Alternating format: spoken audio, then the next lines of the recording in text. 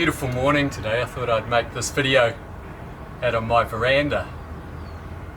It's well into springtime where I'm living, way down near the bottom of the world in the port of Littleton, New Zealand.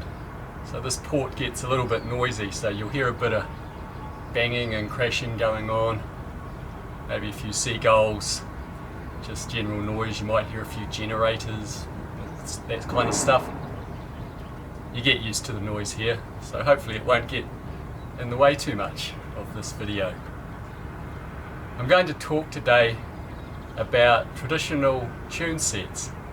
So all this year I've been putting up these tutorials about traditional tunes, and when you get enough of these tunes in your repertoire, you can start to put them together in sets. Usually the sets are the same tune, like say if it's a jig, you know, all jigs or all reels or all polkas, but not necessarily so. There's no real hard and fast rules at all to tune sets. And normally too, you usually have 3 tunes played twice each in the set, but that doesn't have to be the case either. You might have 2 tunes, you might have more than 3. There's no rules, like I said. One thing I think is a good thing to have in a tune set is points in it where you change key and you lift the set, you brighten the set by that key change. And that may involve having 2 harmonicas or more than 2, you know, that you're swapping, or you may be able to do it on the one harmonica.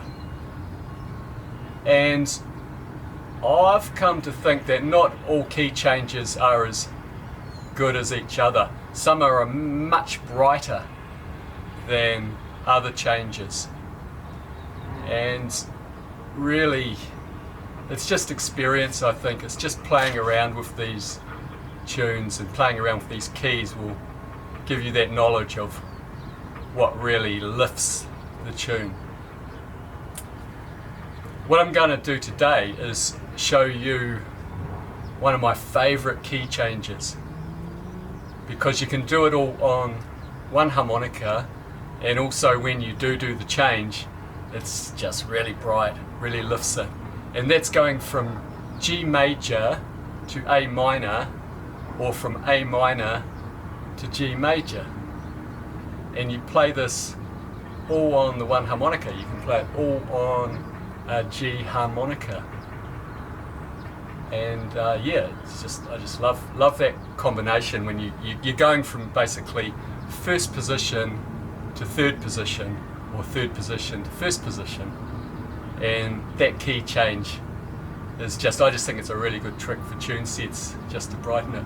And the other advantage of it is it's all on the one harmonica, so normally the finish note of one tune is very close to the start note on another tune, and quite often it's on the same hole, and it might just be the difference between drawing and blowing, or blowing and drawing, and you don't have to sort of fumble around with harmonicas and changing harmonicas, although that's a skill that you should look at learning as well.